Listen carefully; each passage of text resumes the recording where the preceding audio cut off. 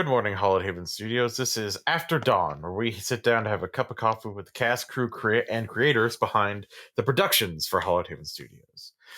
I'm Solomon, and I'm joined by my co-host, Grizz. Thank you, Saul. Welcome, everybody. Indeed, our intrepid heroes are now on to episode 2, Be a Hero. So this time around, they tried a new Chanel perfume from Morgan Stank, apparently. Prove that the power of friendship is stronger than all, and that another man's magical trash is another man's treasure. And chairs are evil. That's all. Yeah, you gotta watch out for them. Yeah, they're everywhere. Evil chairs. But joining us tonight, we have the lovely Gavin playing Clint and Brazos. Hello. Hey there, nice to be here. And we have Stabbykinz playing Lucas. How you doing, Stabby? Hello, I am doing great. How about you? Oh, we're doing good. Yeah. Welcome to the show. Get comfortable. And Thank you. We got some questions for y'all. Ooh. We're here for them. Cool. This is for both of you, honestly. Just like a quick, just get us in, get us in the mood, get us understanding. Y'all have fun at that dwarf party? Of course. Oh, Definitely. dude, that dwarf party was so good. I think that's honestly where a lot of the group dynamic just kind of clicked and fell into place, you know? Yeah, alcohol really brought on the chemistry. As it usually does. Of course. That it does. It was a really good time. It was an interesting way of getting to know these folks as well, getting to see their strengths and weaknesses before we really got to know each other.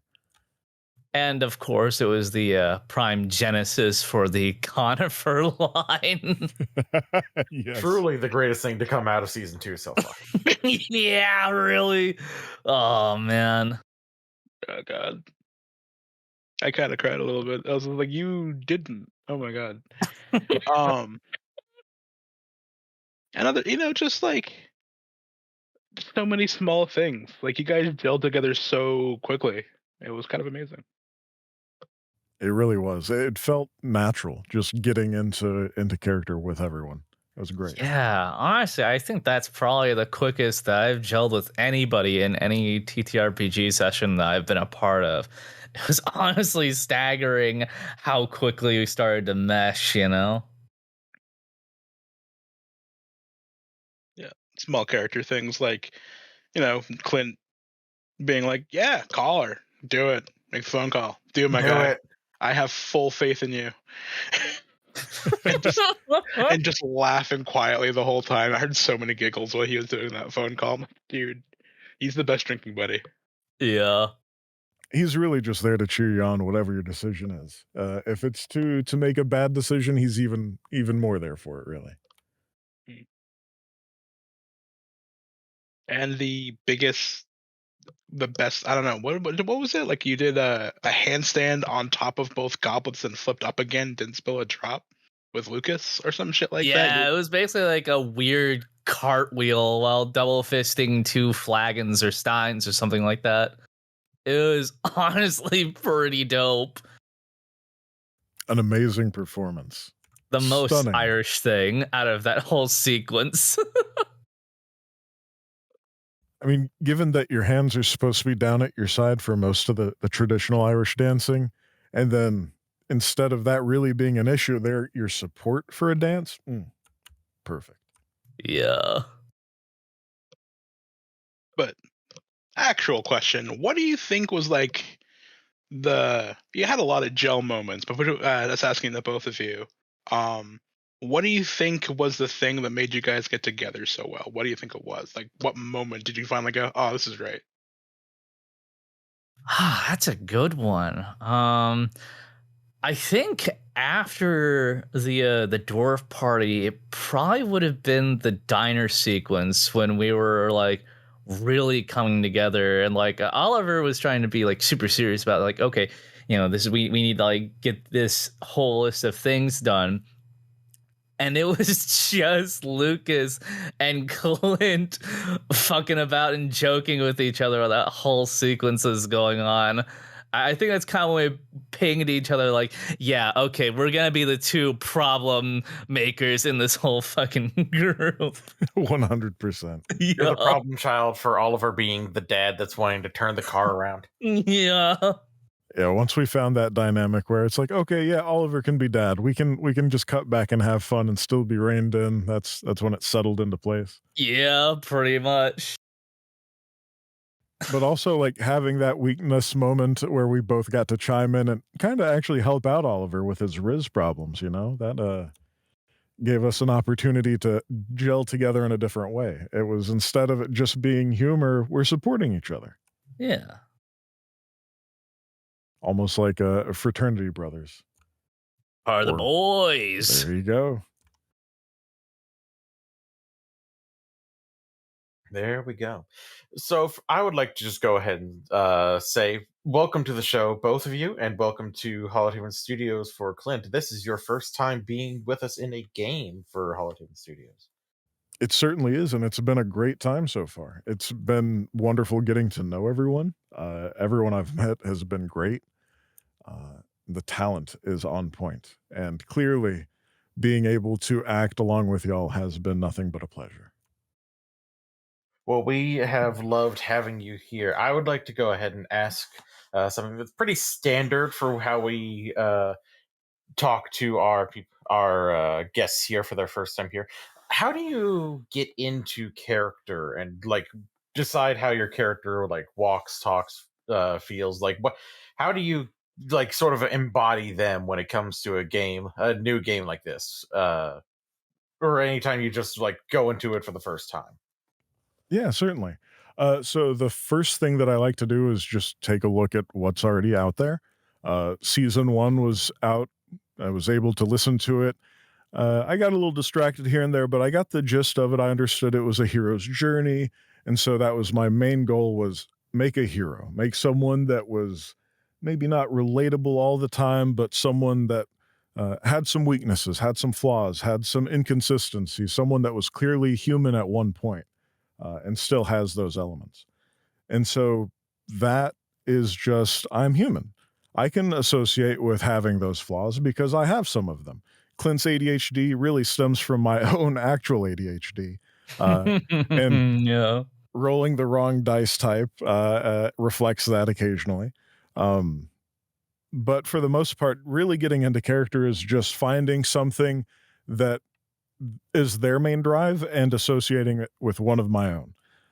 Clint's main drive is, at the moment, approval. He wants, he wants the attention, the approval, the honor, the glory of being a hero, of living up to mom's expectations. Oh, that's rough. Given who your mom Exactly. is. Yeah. And that's the thing, is like, we all have a mentor, someone that we can relate to as someone we look up to, someone we idolize, and someone we've maybe really sought out that approval from already. And that's just what I tapped into in this case. So having that be my main drive, everything else kind of follows in line. Doing a little research on accents, having a little fun with learning about the mythology, doing some research is always there. But just being true to myself in a way that's true to the character is how I really get into it. Fair enough. And as I believe this is the first time we've had Stabby here, same question to you. Hi. So, oh wow, that was really verbose. Kind of putting me on the spot here, Gavin. You're welcome. Good luck. Well, see, I actually take inspiration from a long line, a lineage, if you will, of method acting, wherein I did the very little prep at all for my particular role, because there's some extenuating circumstances involved with this particular character. I don't know if anybody picked up during the last moments of the most recent episode, but there is some juicy stuff going on in the background, and I figured, hey, you know what? I'm just gonna toss myself in the deep end and go full improv. And honestly, I think that really worked out for the character. Because starting out, I was still kind of trying to figure out, okay, what's like the actual, tone that I really want to go with for this character. And honestly, after that whole Irish drinking party thing, I think I really found it. And I think that initial kind of background floundering honestly adds really nicely to the context of whatever's going to be coming up next for you guys to figure out. That's interesting. Yeah. Oh, it's going to be great. Seat in my pants. It's been real difficult being oblivious to that great reveal. It's going to be great. Yeah, going off of what you're both saying, just your overall nature is like, Clint, it was revealed that he was a caregiver, which when I heard it and then immediately went back into my mind to like, the previous episode and whatever I just listened to, I was like, man, I should have figured that out from the jump, but it just like, oh, it just worked so well. I was like, oh, like, damn. And then Oliver's a penitent, but what was Lucas? I don't think I heard it. If it was real at all. Visionary. Oh. Yeah. That's one of my personal favorite natures. Yeah. I mean, I'm going to ask the question, even if it's like, kind of obvious to everyone here. What made you pick these natures, but especially visionary, if Stabby wants to go first? Yeah, sure. So honestly, it was a little difficult to kind of parse which one I thought would fit at the time. Honestly, given my character's circumstances, I honestly picked it out not only because I thought it would fit the character's true nature behind the mask. I honestly thought it would be really interesting for the player characters themselves to find that out in play. And sure enough, that did end up coming up in the second episode towards the end, which I think adds a lot of detail to what Oliver ended up finding out about our sweet boy Lucas. Which Clint will not find out until the next episode. Yeah, Exactly. Sorry, Gavin. It's all good. I'm excited. He's a bitch. Yeah, but bleeding away from that and into this. So, caregiver. Yeah. So I just like I was saying with finding that spine, that drive, what Clint seeks is approval and assistance, and that friendship, approval, relationship, just general kindness, right?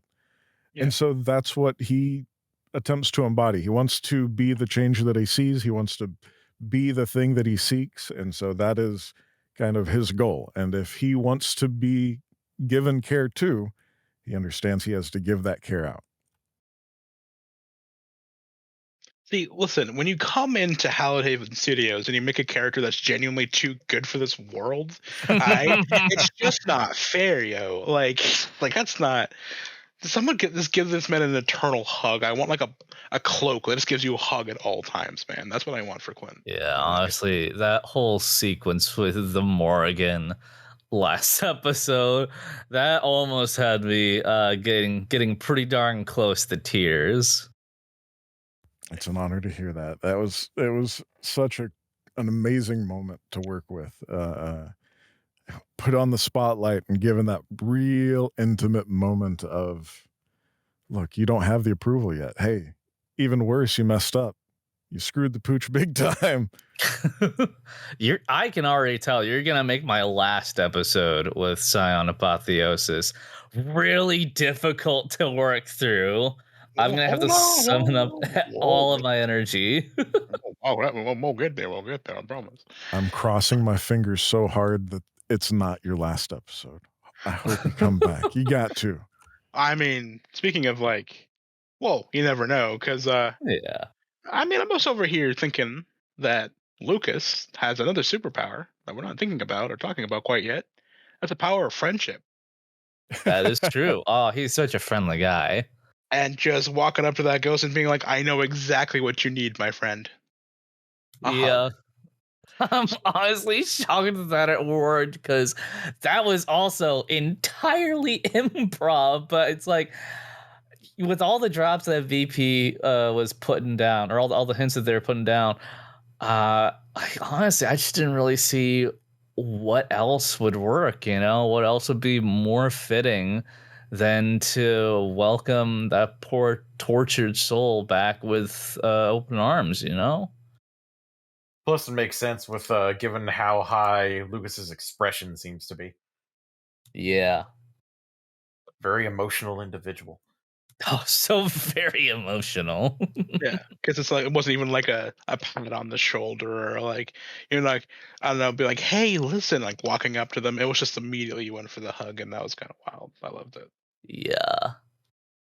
I'm so excited to be able to listen to those details after next episode. Oh, no, it's fine. Don't worry about it. It's so cool. Something there.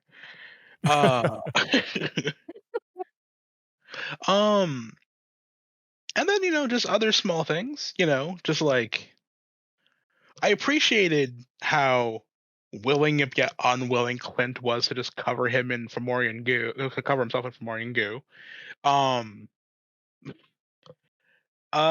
Stabby, I gotta say, the sounds you make when you're pretending to throw up are really realistic for me. That was kind of wild to listen to.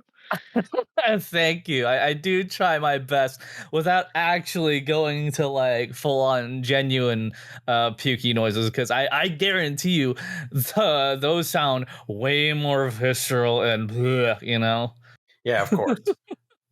It's odd that you've had someone both the games you've been in have had so much experience. Right? Like, if I had a nickel for every time that I had a character in a pukey situation, I'd had 2 nickels, which isn't a lot, but it's strange that it's happened twice in one go so far. Like back to back almost. Pretty much, yeah. It's pretty sick. Hey.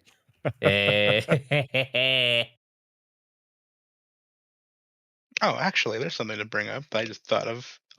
Gavin, the slide-in jokes you have with Clint. What was it like? Oh, someone valued this place. Why? It's got a ring around it. That was like, It's fucking out of pocket. I was sitting there. I heard it. I'm like, damn, that's really clean. Shit, I have to laugh at that, don't I? Or just appreciate it. It was just like, they're all so dumb but clean. Love it. Yeah. Dad jokes are kind of my favorite sort of humor, or little one-liner quips like that are maybe out of left field or don't necessarily always make sense, but yeah, they're lines connecting, prompt to the punchline. Honestly, adding on to that, not to toot my own horn here or anything like that, I honestly love the moments with Lucas where I'm just able to slide in under the radar with just like really dumb observations, like okay, like the whole moment with Oliver where he quoted Hamlet. It's like, yeah, I'm quoting Hamlet, in a serious moment. Lucas just being like, oh, dude, I love ham. One of my favorite ones of that was him trying to say Manan McLear and just saying mukbang. Yeah. Mukbang. Mukbang. I was like, please don't let them hear you. Just please, for the love of all of the gods, don't let them hear you. Okay, the last episode when we were meeting up with Manan and McLear for the first time, it took a Herculean effort to not go do do do do do mana mana do do do. I mean, God damn it. Truly the restraint of the gods to not say that out loud, because I really wanted to preserve the moment. Oh, and then something that had BP coming up, because we're just talking about things that you guys have set off the cuff. Painted in Pain. Oh yeah, that BP is still dying. I'm not even kidding. Yeah, she's still going on about that. Oh, yeah. Yeah, My goodness. world is painted in pain. It's poetic. It flows. Man, Lucas has been such a great character to be a twimbo as. He's truly been a treat. I'm so glad that BP gave me the opportunity, one, not only to save the show by playing him, but also getting to play him and improvise this goofy guy. Who has also such raw fucking moments. Yeah. Truly the rawest of them all, including being able to equip bacon. God damn it.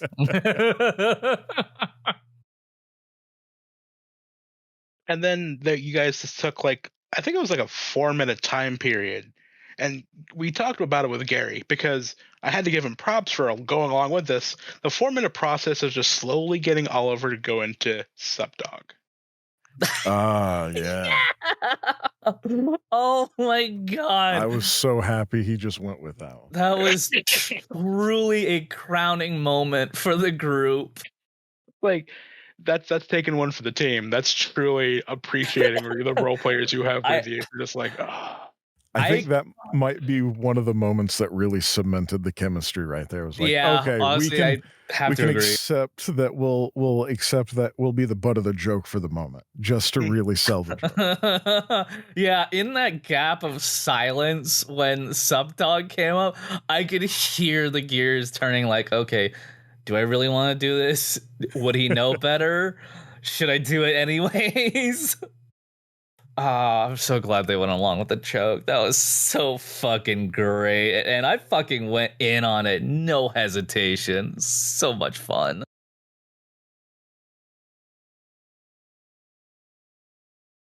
Sometimes you just have to go for the audacious play. Yeah, you do. Definitely. You do. You gotta have fun. Oh, absolutely. So I got a question for both of you as players. Since Scion is a World of Darkness-esque game and really based off the same system made by similar people, what is your experience with the World of Darkness and with these settings as a whole? Like, have you had a lot of experience with them? Do you know much about them? That sort of thing. Oh man. Yes. Honestly, a lot of my experience has come from a lot of short-lived games over the years that by short-lived, they did not last long, so I really only got to dabble a little with most of the systems. I think it was like primarily a good portion of the vampire systems, going from like Chronicles to New World and Old World and stuff like that.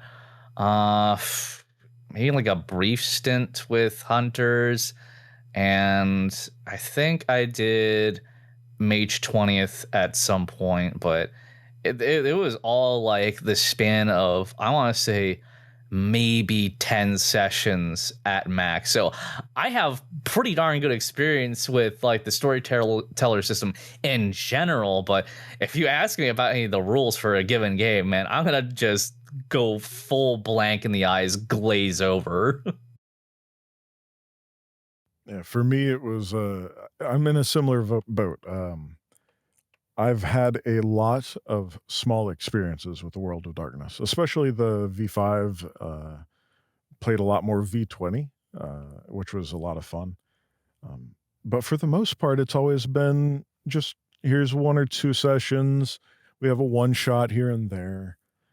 So getting to play a character for more of a long haul where I get to collect this experience and also collect an experience alongside people for more than just 1 or 2 episodes or sessions has been great. Most of what I've played has been Vampire the Masquerade. I dabbled a little bit in Werewolf, and I'm very excited to pick up the new edition. I know it released recently, but I want to check out Werewolf the Apocalypse as well. But a lot of my initial experience with the World of Darkness came from Vampire the Masquerade Bloodlines, the old Troika game. And It is so much fun, and getting into the lore as so many different playthroughs. All right, now that I've brought it up, I have to go and reinstall it. Yeah, I was gonna say now everyone who has played it now has to reinstall it because It's- you've mentioned it. Yeah, it's the curse. But just being able to explore all the different aspects of the lore by playing different characters also extends to the tabletop game. The different builds, the different talents and abilities that you have lend to you experiencing something entirely different, and I love it for that.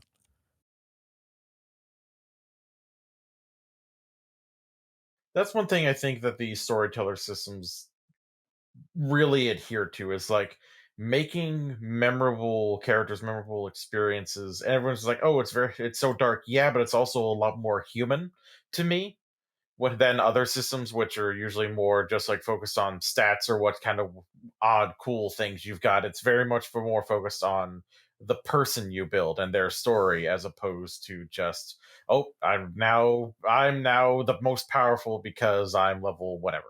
It's more just focused on seeing what happens to the people and if their end is brief and poetic and very. I like that sort of more nuanced approach to things.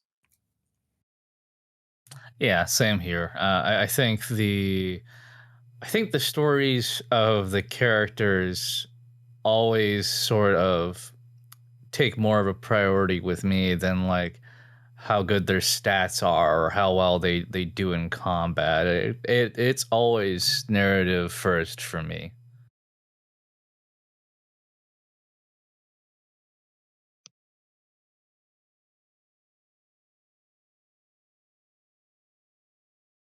Alrighty. I have a question for. Uh, I have a joking question for both of you from Alrig about well, actually from Gary about how do you guys sleep at night being so damn good at your jobs, at being players. Like a goddamn baby, it's just pure effort, man. No, not pure effort. It's just pure effortlessness. There we go. We got There there. you go. Yeah. And no, honestly, it's just it's hard to explain. It all just kind of comes to me, and with such a great cast I'm working with, the rest just sort of falls into place from there. I'm lucky that I got into this game and got to play with such amazing fucking characters and their players too. I'm in a similar boat. It's been a little bit of luck and a lot of great experiences. As far as sleeping at night, I just, a pillow and a blanket. And then to keep being good at the job, I take classes. It's a lot of effort Fair. for me. Jealous when it's just that easy for other people.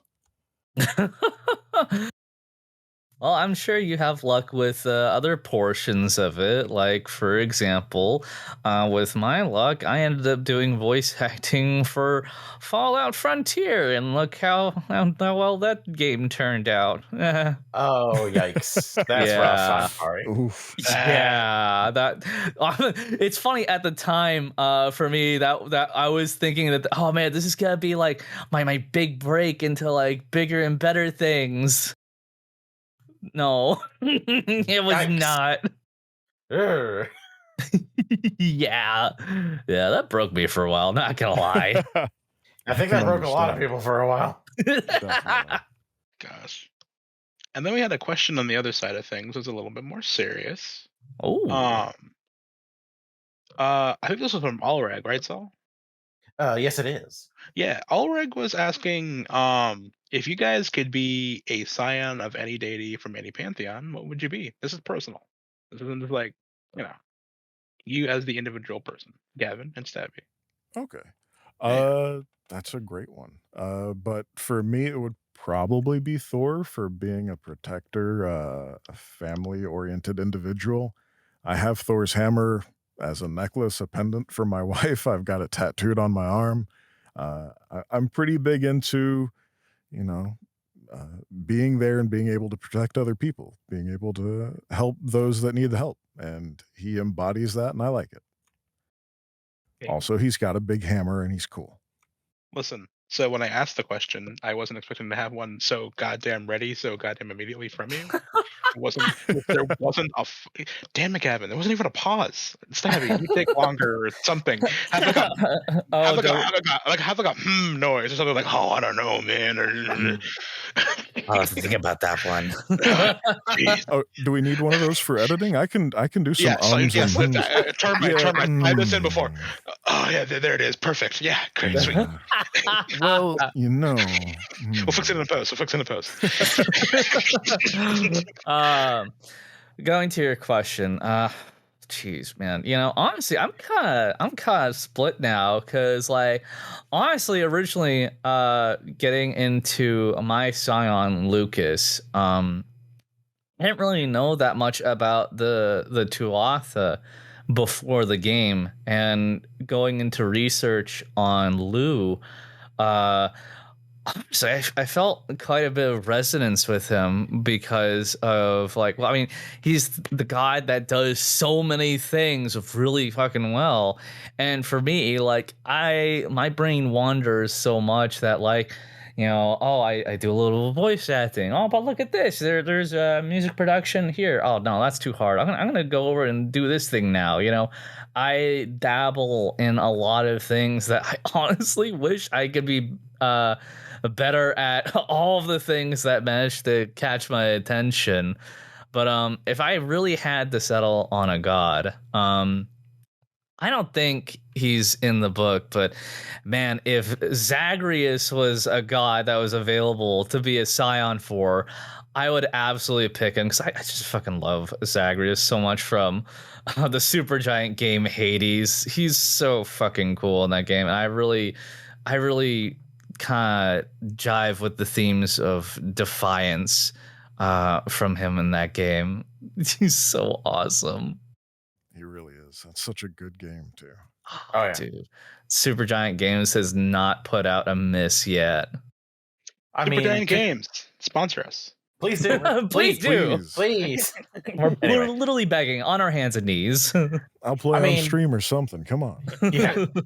I mean, technically, you could be a Scion of Zagreus, kind of, because in some of the stories, Zagreus and Dionysus are kind of like the same person, or they like are connected.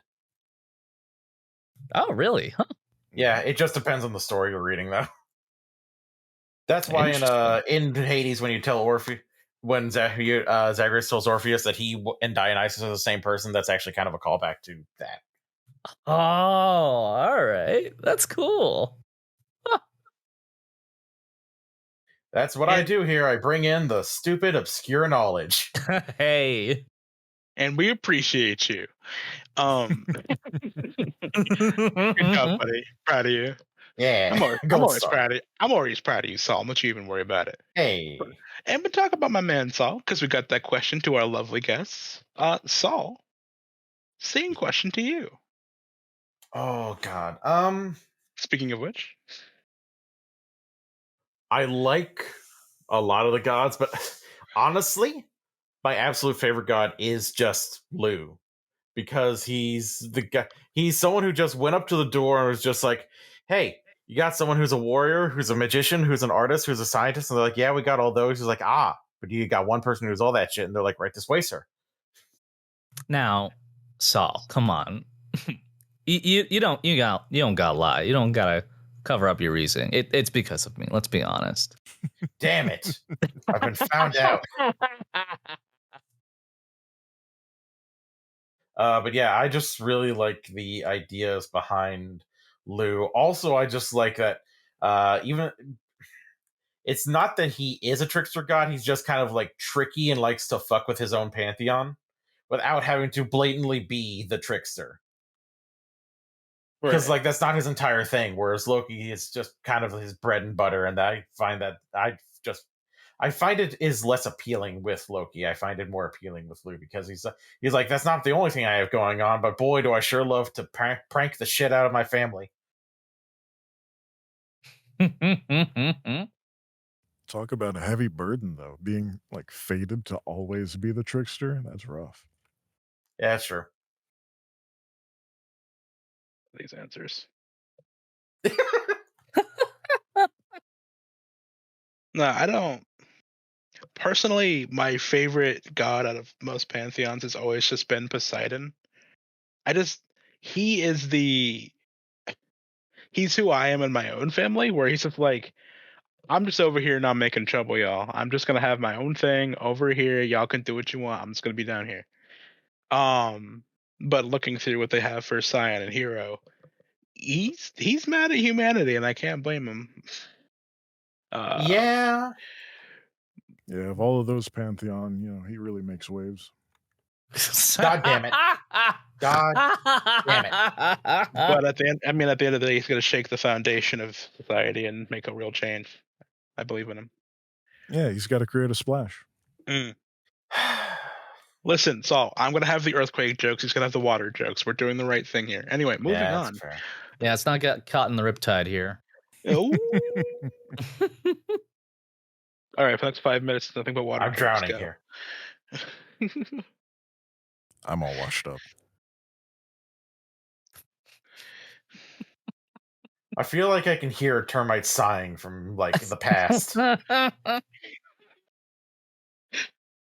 brought this on ourselves. But let's we had some joviality, we had some fun, but let's get into some a little bit deeper, a little bit more serious. Gavin. Yes. So hopefully in the future you don't touch any more evil chairs. Fingers crossed. Yeah. Well, we got into a little bit. I don't know how to phrase this other than just like, where was your mind when you like came out and saw your mom standing there with the Lord of the Seas and the undead? It was a lot like that feeling of, going to knock on your mom's door at 3 a.m. because you peed the bed. You know you're in trouble, but you also know you need help. Right. Sorry, I thought we were real serious here. I mean, it is serious. It's yeah. I mean, go ahead. Sorry. I'm just trying to put in a relatable way. We've been there before. Morgie, I fruit up. That was stabby around. But yeah, it was the but her putting another gaze upon you that is a lot more like, did he just go, I deserve this gaze? Was it it's like for he's accepting a duty, but does he also think of it as like a punishment, or what was his mindset around it? Yeah, so he doesn't really feel so much that it's a punishment as much as it is just as she laid it out, a duty. It's, I have to accomplish this task. It's a job that needs to be completed. I messed up and now I have to make it right. If I had not touched the chair, surely we would have had a smoother time, but I made a mistake and now I must maybe not atone for it, but at least fix it. And so that is Clint's mindset, is it's a job. He's got to make up for a mistake. And it's a pretty big mistake, as he found out. He thought it was something a lot less important than it was. So if he understood the importance and the gravity of the situation before he had encountered Mom waiting for him, he might be a lot more afraid, a lot less hopeful, and a lot more scared. Yeah. Yeah. Because I mean, the dread, the dread you could hear in your voice when you slowly started to understand more and more of what exactly he did. You're like, oh no, this is real bad. Oh no, always get worse, isn't it? Fuck. Yeah, and then there was also her like laying it out. It's like, if you do not do this, you lose my favor. Right, which that wasn't even a thought that had crossed Clint's mind of, I'm not doing this. No. This is my duty. I've got to get this done now. Oh, there's even bigger consequences if I fail to do this. Okay. Yep. Still gonna do it.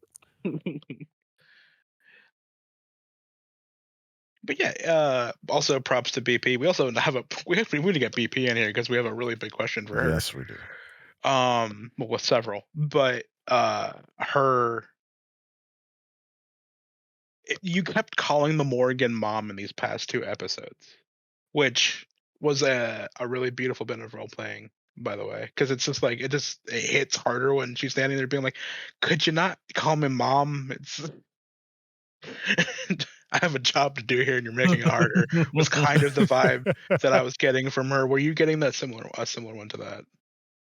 Oh, definitely. Yeah. Yeah. It was a mixture of, out of character, it sounds a certain way. In character, it also has a certain intonation of like, Mom, please don't hurt me. Yeah. But yeah, it definitely had an impact that I was excited to see. I understand that, typically the Morgan Scions are a little less emotional or are more callous and cold and uh, more soldiers or warriors. And Clint is still soldiery, still a strong warrior, but more emotionally inclined. And so having this awareness of, while it is protective for me, it also puts mom off guard a little bit. I can use it to my advantage. Yeah, I mean, from the jump, you said hi, mom. Like it wasn't even. I was like the first 10 minutes of the first episode of the season, like hi, mom. It's just like Jesus, no. Sure. Yeah, What a way to come in. Yeah, absolutely. It's been wonderful seeing that build up. Been a joy. It's a fun way of like in character. Clint knows how important the Morgan is in the Tuatha and in general, and so being able to straight out in front of other people, other Scions, being like, "Yep, that's my mom. That's the one in charge of me. That's the one I get my stuff from. Behold, mommy." Yeah. My mom could beat up your mom. Exactly. Yeah, honestly, I really loved that energy. Speaking of energy, Stabbykinz. Hi. Wait, can I ask this question? Ah, damn it. I can deafen if I have to. It's okay. No. It's not even about deafening. Well, it's kind of for. It is more for Gavin because I can actually answer it directly. But I think Clint commented on. Okay, so how do I put this? Clint didn't notice any of the things that went with what happened with Lucas. Mm-hmm. But he is a caregiver. Did he notice the energy change? I think you said it. Oh, quite a few times. Clint kept trying to bring it up and talk to Lucas about it, and it kept getting brushed off. Right. All Rose Captain was like, nope, we're not going to do that right now. Nope. Yep. Yeah, pretty much. Which is really rough, because how am I supposed to take care of people if they won't let me in? Yeah, there you go. That's what I was trying to get. I'm trying to get around to that answer without asking the question directly to Stabby. Also, Stabby, you played that wonderfully. Thank you. Yeah, because me and Saul here have played with you for an entire thing. The Witcher Better Foe. Just go watch it. It's on the YouTube channel. Mm-hmm.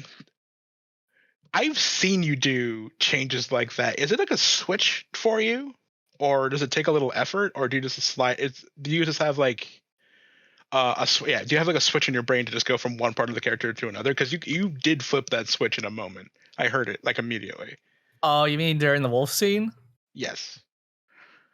Was it like did you go, oh, I should do this, or was it just like a smooth slide in that you didn't notice until later? No, I think it was definitely very much deliberate, because like honestly, I can't even mention that part yet. We need to get to episode 3 already. That's fine. No, do your best. I believe in you. It was never stop playing. It was very much a deliberate sort of thing, because in the context that'll soon come up, I think that having that other side to Lucas definitely kind of recontextualizes a lot of the stuff that he has been kind of acting on and or brushing off throughout the course of this show. And having that part of him come out a lot more explicitly, I think, especially in episode 2 when we're this deep in. I thought it was honestly a really good play to make as like, oh wow, this cuddly teddy bear kind is showing some fangs. What the fuck? What's going on here? The hell is happening? Yeah. Thank you for like indulging me about dancing around this whole thing. I'm like, nah, it's all good. Sorry, guys, we still gotta talk about it a little bit. Oh yeah, I understand. Just a little bit, sprinkle on some happiness. Sprinkle on some salt. All right. Okay. So, Saul, Yes, how are you? I am doing all right. Should we let them fire questions at each other now? By all means. So, both of you, please feel free to ask each other some questions, or ask Grizz some questions, as I need to step away for a moment. Sure thing. Sure. Ask me anything you want. Just pop off. Go ahead. I'm right here. Well, actually, I'll go ahead and direct this over to Gavin. For sure. What's some of the stuff that you've done before coming to Hallowed Haven Studios? Because I'm personally in the dark about that. I'm kind of curious to get to know you a little bit better. For sure. So I'm mostly active on social media, mainly like TikTok. I do a lot of voice acting challenges for people to get into, to listen to, and to hopefully to try out as well. And professionally, I am a budding voice actor, I guess you would say.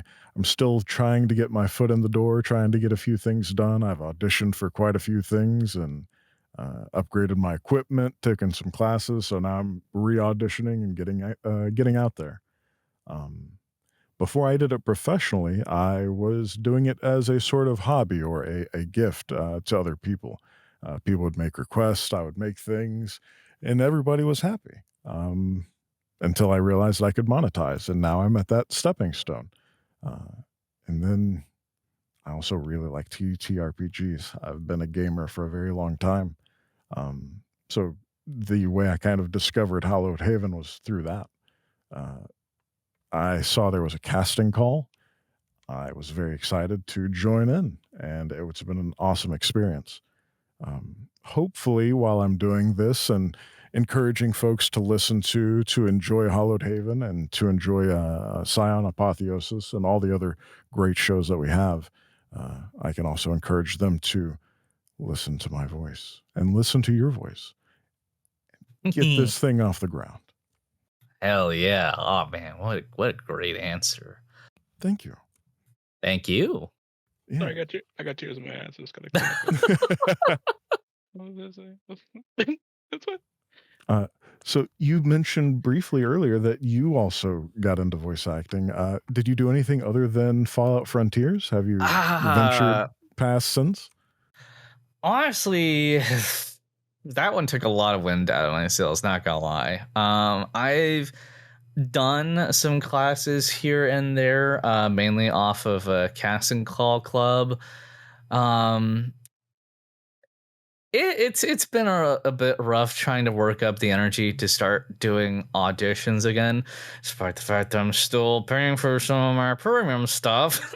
Right there with it's oh man, it's kind of hard to get back up from, thinking that you've landed something huge and potentially life-changing, especially with how many eyes were on that mod at the time, only to see it go down in flames. I think I'm still kind of recovering from that just a little bit. I think Hallowed Haven Studio, honestly, is kind of one of my most largest forays back into voice acting since that moment, which I honestly makes me really happy that I'm kind of getting back into it, not only just to like actually get back into it, but like also as a means of like getting to play more games, making people laugh, being able to entertain people for fun, because that honestly that's one of my biggest treasures in life, is being able to make people laugh and feel things, but been doing a great job of that so far. thank you so much. I think I do want to eventually be able to go professional, but like honestly, it's just been so daunting for me to do it. I have ADHD too. The one that makes it honestly a little difficult to be able to do the things that I want and or should do on my own because I don't really have that executive function that would really help me out in most cases. But I think I would like to be able to learn how to go pro and be able to take the abilities, the skills that I have as a voice actor, amateur or not, and be able to go professional eventually. And hey, maybe you can show me a thing or two. You know, I would always be down for that. Absolutely. I'd be happy to help out on the way. Hell yeah. As for that classic ADHD issue, right there with you. Uh, I've talked to doctors, I've gotten therapy, I am on some medicine, I am working my way through it, but it is still one of those ongoing struggles, you know, it never really goes away. it really doesn't, you know. And honestly, what sucks is that I've actually been without medication for years, and most of the stuff that I'm able to do is because I've done it so many times before that it's literally it has to be routine or else it's not getting done unless I somehow muster all of my spirit energy to do it, you know. Um, so honestly, I really hope I get back around to having medication again, but you know, it's one of those things where you pretty much have to have insurance for it, and Yep. with as rare as it is for me to be able to have stable insurance, it hasn't really cropped up quite yet, but fingers crossed. Right there with you. Fingers crossed. Not to steer the boat back, but do you have any questions more related to the game? Oh yeah, sure. I Uh appreciate it. Or questions Stabby. for us because I'm also back now. Oh, There you go. welcome Oh, back. hey, welcome back. Hey, Yeah. just in time. Uh so we got to know each other's, you know, highest and lowest virtues, got to learn each other's caregivers. But are there any strengths that you didn't get to show off yet that you really worked around on your sheet? Honestly, like in terms of stats or things like that, or I mean, yeah, stats, snacks, anything that really makes your character your character. um anything I didn't get to show off yet.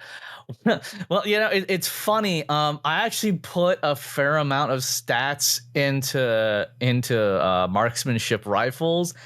Never got to pull out a rifle once throughout the last two episodes. It honestly, I think the part it would have come up is during the wolf scene, but like we were already getting surrounded pretty quickly, so it was like okay, shit, this fight's gonna happen, and I basically, if I have to actually go into a melee fight or try and shoot, things are gonna go very poorly. So there's that.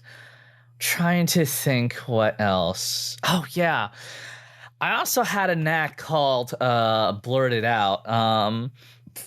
Which basically allows me to like not quite steer the conversation, but like if a topic comes up, I can, you know, spend like a legend point and make someone go on and on and on about that particular topic in my favor. But unfortunately, that didn't really come up either, which makes me a little sad because I was really hoping to use that one at some point. But uh, probably better that we didn't have to, because as it turns out, most of the Fomorians and wolves in this place are not exactly talkative. Yeah, they seem a little hostile, mean, upset, all those things. Yeah. But you know what? I'll go ahead and direct that same question back to you. Certainly, I've really been able to spread out my abilities so far. Um, I've gotten to show off the damage conversion, the quick healing. One of the things I haven't gotten to do yet, but I'm sure will show up very soon, is just the inescapable vision aspect of lasting impression. It just reading it is enough to make me pick it because it gave me that flashbacks to the John Cena character that's been on HBO Max recently. Peacemaker? Yes, Peacemaker, where he sees a face everywhere. A very much similar setup of Clint is an attractive or a handsome looking fellow, but if you saw him everywhere, that would be infuriating in one way or the other. So of course I had to pick that. I can't wait to use it. Oh my god. That sounds amazing, and I hope you get to use it soon. We'll see. It's one of those weird social ones too, so it's going to be fun to kind of see how it evolves over time. Hell yeah. Also sounds like it could get kind of dark. Exactly. Right? And for as light and fun as the character himself can be, there's also all these lovely dips into the dark side I've got ready at a moment's notice. It's like, oh, right. The Morrigan. I remember. Yes. For y'all, how have y'all been enjoying the season so far? I know it's only episode 2, and we've got some time to go still, but It feels like it's been longer than that, Right? honestly. That's what happens when we have chemistry right off the bat. It is. How dare you? I personally myself have been really enjoying it. I always just love to see more Scion I play because I love the like modern day with pagan gods. That's why one of my favorite thing from Neil Gaiman has to be American Gods. Definitely. But I've been really enjoying it. I love. I always love seeing people like make Oliver just go, "Oh dear gods." He can't catch a break. He really can't. That's been like just par for the course for this season. At the same time, we love audiobooks, and we're here for him making those drunken dial phone calls. Dude, hell yeah. Lucas will always support a drunken booty call. Lucas is trying to make sure that the ship of the Dryad and Oliver is sailing. Bro, it has to. Let that tree blossom, bro. Honestly, what Oliver's going through is exactly what I go through in a lot of the games that I play. So I got to feel for Gary. So that's kind of what I've been loving about this so far. Just the quiet resignation of like I have to fall for Supdog. I have to. Or what was it in the last episode? It was yeah, like Clint walking over, still covering him from Morian shit. Just like, yeah, you should call her. Just go ahead and do it. He's like, what? No, bro, you're gonna call her. I'm like, no, I'm not. That's not what I'm doing right now. Just the continuation of just he'll get his Riz. It's gonna be fine, but it's gonna take some time. We'll get him there. We'll get him there. Honestly, what truly makes me happy about that whole thing ever since the Connor for a line is the fact that Gary has explicitly stated on God that he has written that line down. Perfect. And it makes me so happy to hear that because in my heart, I know eventually that line's going to come back up. Which unfortunately means I have to watch all of a Scion of Apotheosis, which I was already going to do, but now I am fate bound to. It is a Oh gas. darn. It's a gas. True. It must be watched. It must.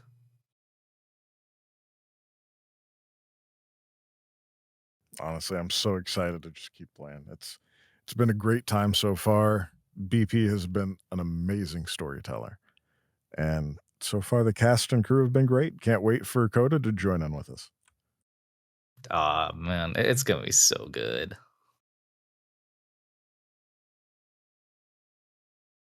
Do y'all have any last questions for each other or us?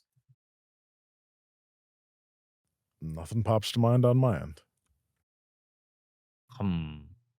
Did y'all have a fun time with us on After Dawn? Yeah, it was pretty mid. No. Nothing more than you deserve. Nah. So the other thing we're gonna ask is, do you have questions for Gary, for BP, or for just anyone in general who may be watching? Of course. So, Gary, I first want to appreciate everything that you've done so far. Are you ready to continue being the butt of more jokes? Because that's just gonna happen. Yeah, it's just gonna happen. My question for Gary is, bro, when are you gonna drop that line, man? Come on. You can't keep us waiting. Don't make me wait a whole season for you to drop that line. It's gonna Just happen. just say it, man. Just say it. Just call her. You're waiting. You're It's gonna absolutely be waiting. his last statement of the season. It's been 84 years. Anything for BP? For BP is how can I continue to be obnoxious and annoying and still get my way? I would love to continue utilizing the mommy privileges. I've never seen someone answer those own questions so fast. Just keep doing that voice. You're doing great. Kind of nailed it in one. Yeah, you're kind of good. I think you're fine. Oh, yeah. For BP, I guess mine is twofold. One, why are you such a great and amazing storyteller? Two, less of a question, more of a request. Please find a way to just shoehorn me into the rest of this amazing game, because honestly, I don't want to let this cast go. I agree. I don't want you to leave. Same, man. Same. Okay, you know what might help? Stabby, we need exactly 30 seconds of like your best fake cry. Do it. Was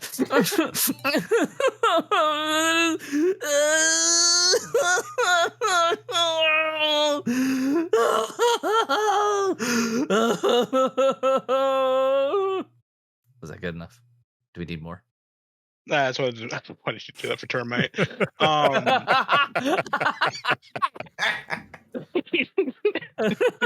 Sorry, Termite. I love you. Termite, can you turn that to a sound bit for me? Thank you. Anything else, guys? Actually, can you turn that into a sound for the soundboard for this Discord server? That way we can use it whenever we want. Oh, no! You can... Okay, I'm going to allow you to do that, but don't do that, but also do it. You're saying it like I haven't already been. Anyway. And then questions for the audience is, hey, folks, how you doing? Thanks for listening. I really appreciate it. If you could, just make sure to share us with your friends, and I'd really appreciate that. No. You all right. Voice action. No, redo. Even more sultry. Add some smoke to the voice. Add some paprika. Let's do it again. I got one. Oh. No. Gavin, from the top. Do it again. Dear audience, please, if you could be so kind, we would really, really appreciate it if you would like us and share us with your friends. Beefy's gonna fucking die. Absolutely. After all, the more the merrier. So, can you turn that to a sound for me? Thank you.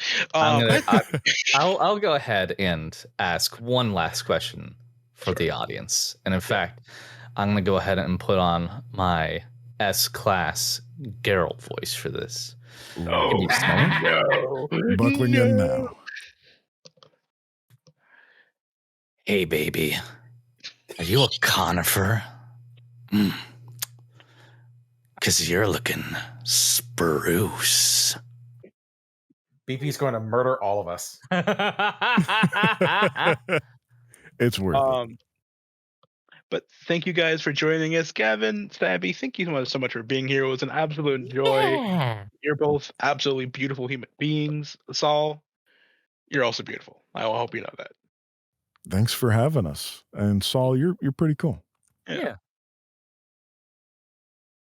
And you're beautiful. And you're beautiful. You're all beautiful. You're breathtaking anyway. Thank you. All right. Well, I believe that we are going to go ahead and wrap up there. This has been After Dawn.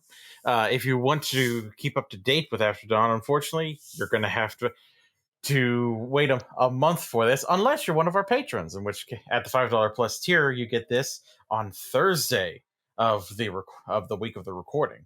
So think about signing up for the Patreon to be up to date with your Hallowed Haven Studios news. I'm Solomon. Goodbye. Bye-bye. Goodbye. Later.